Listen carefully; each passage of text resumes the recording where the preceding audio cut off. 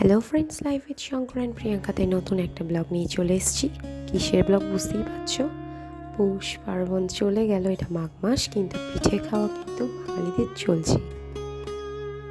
তো আজকে আমি একটা সুন্দর পিঠের রেসিপি নিয়ে চলে এসেছি, যেটা কিনা করতে সাহায্য করেছে আমার মামা।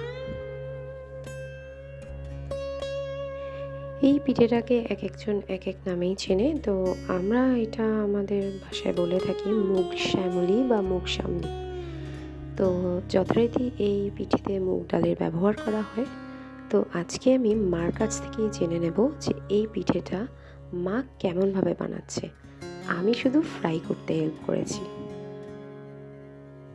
এই পিঠে ভাজতে অনেকটাই তেলের প্রয়োজন হয়। আপনি চাইলে সর্ষের তেল ব্যবহার করতে পারেন, এতে টেস্টটা একটু বেশি ভালো হয়। না হলে আপনি হোয়াইট অয়েল বা ঘি দিয়েও কিন্তু ভাজতে পারেন। আমি সর্ষে তেলে ব্যবহার করেছি। এবার আমি দেখাচ্ছি মা কীভাবে পিঠেটা তৈরি করছে, আর জেনেও নেব যে এই পিঠেটা কীভাবে কী কোন ইনগ্রেডিয়েন্ট ব্যবহার করা যায়।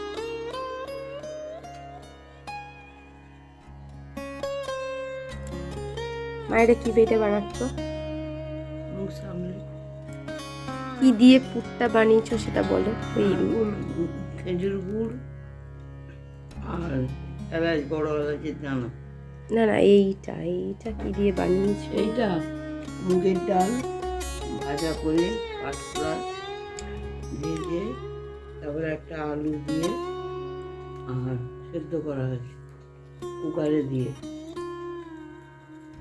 সেদ্ধ করে গরম অবস্থায় সিদ্ধ চালের গুঁড়ি দিয়ে মেখেছে।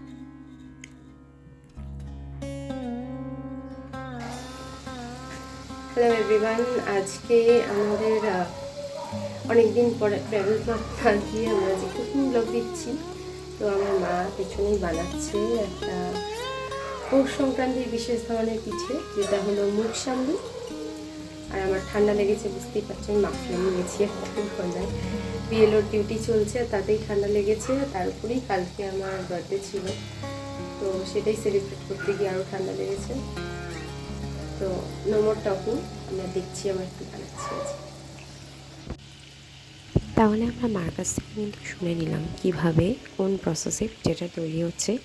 আপনারাও কিন্তু তাড়াতাড়ি বানিয়ে ফেলুন, অত্যন্ত সুস্বাদু খেতে হয়, আর এক নিমেষে কিন্তু পিঠে উধাও। আমার ভয়েসটা ব্রেক হয়েছে, বুঝতেই পারছেন, আমি কথা খুব ধীরে ধীরে বলতে পারছি, আর ঠিকই হচ্ছে না। আপনাদের কাছে যদি কোনো পদ্ধতি জানা থাকে ভয়েস ঠিক করার, প্লিজ কাইন্ডলি কমেন্ট সেকশনে লিখবেন। আর এই পিঠে ভাজতে কিন্তু অনেকটা তেল লাগে। এইগুলো সব তৈরি করা হয়েছে, আর বেশ কিছুক্ষণ প্রথমে জোরে হিট বাড়িয়ে তারপরে মিডিয়াম হিটে রাখতে হবে। আর এরকম সুন্দর সুন্দর গোল্ডেন গোল্ডেন পিঠে কিন্তু রেডি, যেটা এক নিমেষেই কিন্তু উধাও হয়ে যাবে। আর ভেতরের পুরে বড় এলাচ দিতে কিন্তু ভুলবেন না, এতে টেস্টটাও কিন্তু এনহ্যান্স হয়। যাই হোক, তাড়াতাড়ি পিঠে বানিয়ে ফেলুন। আর বিএলওর ডিউটির কারণে ব্লগ আমি বেশি দিতে পারছি না, চেষ্টা করব, নতুন নতুন ব্লগ আসছে আরও। বাই বাই, ভালো থাকবেন, আর প্রচুর প্রচুর পিঠের রেসিপিও শেয়ার করবেন আমার সাথে। আর হ্যাঁ, যারা এখনও পর্যন্ত সাবস্ক্রাইব করেননি, প্লিজ কাইন্ডলি সাবস্ক্রাইব করবেন আর শেয়ার করবেন, যাতে আমি নতুন নতুন কোনো ব্লগ দিতে এন্থ পাই। Bye bye.